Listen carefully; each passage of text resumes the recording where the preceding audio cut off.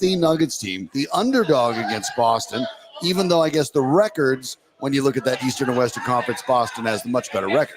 Yeah, and it's rare that we get this enticing of a regular season matchup, right? And I think when you look at this dynamic, you've got essentially the two perceived best teams in the NBA, both coming off a loss. So I think it's going to be interesting. And you talk about the underdog situation here. Obviously, a lot of public love for the Boston Celtics.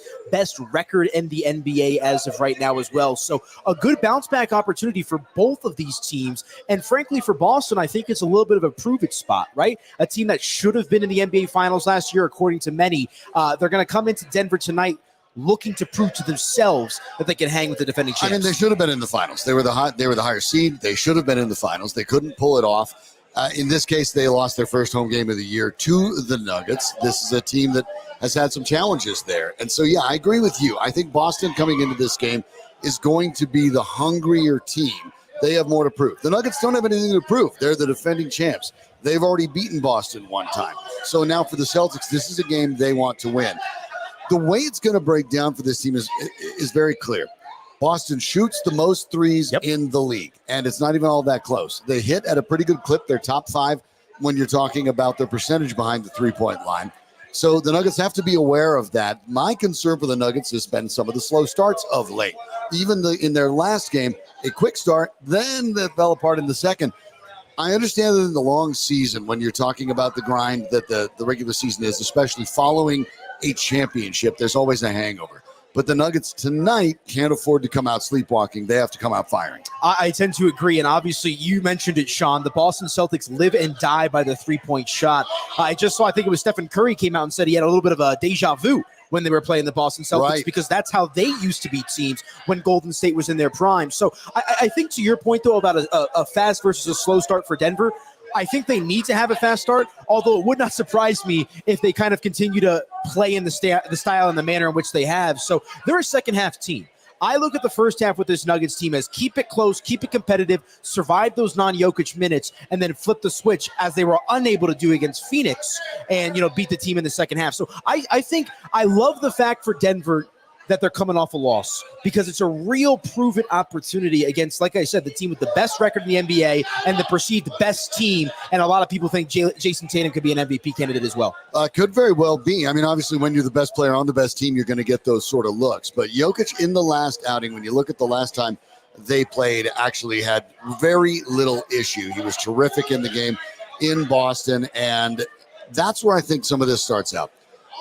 I understand that Nikola Jokic, when he comes into a lot of these games, and as the slow starts that you're talking about, I think that's part of the equation.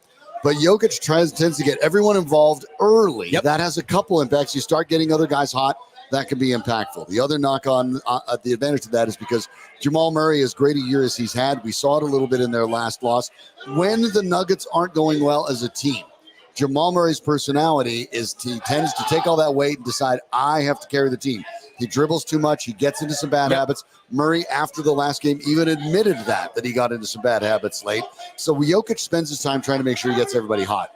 However, in this game, I'd like to see the engaged Jokic, the guy who scored 34 in that last outing, come out, put his body into Kristaps Porzingis, get him in foul trouble, because if he's in foul trouble, Boston has no size. With all due respect to Al Horford, who's been an outstanding player, but he's getting older. The last time they tried it, Joe Mazzulla put Drew Holiday on him late, trying to stop Jokic. So if Jokic can get Porzingis into foul trouble early, I think this game changes entirely. Well, and remember, if I remember correctly as well, that game that they beat Boston in earlier this season, that was the Celtics' first home loss of the year, but Kristaps Porzingis was not in that game as well. And so I think it's he was there. He did play in that game. It's an opportunity for Denver to size themselves up with this Boston Celtics team. And I think you make some great points about Kristaps. You talked about it. They live and die by that three-point shot. And so, the other person you have to keep an eye on here, we know how lethal Nikola Jokic and Jamal Murray are in the high pick and roll, the dynamic duo that they are. Michael Porter Jr. has been lighting it up from beyond the arc. I mean, he's playing with as much confidence as I've seen with him in a long, long time. So I think they've got a number of, like we've seen going back to last year, the Nuggets can beat you in a number of different ways. Which way is it going to be tonight? And obviously you're looking for further continuity with that bench unit. Yeah, the bench unit's a big part of it. You're right on Porter. Porter Jr. has absolutely been lighting it up when you're talking about everything. I mean, not just behind the arc, but all around have been lighting it up this year, playing very, very well and playing well of late to the point where Jokic a couple games ago said specifically he just expects every shot to go in. But Porter Jr. is maybe in many ways the X factor, because if he plays well, if he's a 20-point guy, and remember, in his last 3 games, 20, 25, and 30 points respectively. So he's playing very well and scoring very well. If he plays like that, becomes a 20-point per game guy, it becomes very difficult to beat the Nuggets. So that's part of it too. Defense and that bench is a big part of it, because you talked about the bench. You brought up the idea they need to build a little bit more with it. We know it's still building with Christian Brown, with Peyton Watson. Nobody's really there to replace Bruce Brown. It looks like Justin Holiday is taking on a larger role. I think that's going to continue to grow. A little more stability from the veteran. But in their last outing, even though they lost in overtime to Phoenix, the only reason they were even able to hang in that game and work their way back against Golden State a couple nights before that was the defense of Brown and Watson. So that bench has dragged them back into games. You're right. When you look at the plus-minus comparisons with these teams, it really is about where this Nuggets bench was last year. It's easy to forget. People look at the Nuggets now and think, well, they're not as good as they were last year. They're actually, their record's almost exactly the same as it was last year. And that bench unit was not really strong then. It sort of materialized all at once as they began the playoffs. So as the defense gets a little bit better, they start winning some of those, or at least holding close those non-Jokic minutes. I do think that gives the Nuggets an advantage over anybody, because the point you made earliest is the most important one, Anilo. The Nuggets do not change their pace. Nope. And I liken that to, you've seen it in college basketball. Teams, when they dictate their pace, whether it's slower or whether it's faster, drive the other team a little bit batty, because you want to play at your pace, and if the other team simply won't let you, it takes you outside of your game. Right. The Nuggets do that with their very deliberate pace. They're one of the slowest paced teams in the league, and it makes teams that want to run and gun go a little nuts. Yeah, and I think you bring up a good point specifically as it pertains, to that bench and that pace, right? Because last year, Bruce Brown was the ultimate equalizer. He was the one player that you could rely on in that bench unit that, okay, he cool, calm, collected, got this team ready to go and run in that second unit. Now you're leaning on guys, as you alluded to, Peyton Watson, veteran Reggie Jackson, who's also on the cover of our latest issue of Mile High Sports Magazine. So they have the pieces. I think it's about the maturation and continuing to develop that chemistry on that second unit, because the reality of the situation is, Sean, it's not about being a net plus with the bench. It's about not being a net negative. Right. It's how do you maintain what you're already doing? How do you preserve the lead? How do you essentially be neutral like water to preserve those Jokic minutes and whatnot? So I think tonight's going to be a really good test against essentially the best quality opponent that you could go up against in the Boston Celtics, the perceived best team in the NBA. Yeah, well, they certainly have the best record. They are the favorites tonight, even though the Nuggets are at home. I want to remind everybody, by the way, over here at Mile High Sports, we're putting this program together tonight. You see that big QR code right there on that sign. You go ahead and scan that. All we want is your name. Go ahead and sign up. We have all sorts of swag that we're going to be giving away tonight. The grand prize tonight, that Jamal Murray Mile High City jersey right there at the end of the game. So check that out. Couple of the latest magazines up here as well to check that, just released this week. The Reggie Jackson on one of the covers, Missy Franklin on the others, our high school rankings. Every high school in Colorado, all of them. There are more than you think, I promise. It's in the hundreds, ranked from 1 to the very end. So make sure you come on up, scan that QR code, and take part in this as well. We're getting close to the start of this game for the Nuggets and the Celtics. The important part of this one, I think, Canelo, when we start to wrap this up, it would be great for the Nuggets to win, because I think it gets into Boston's head a little bit. Yep. I think that matters.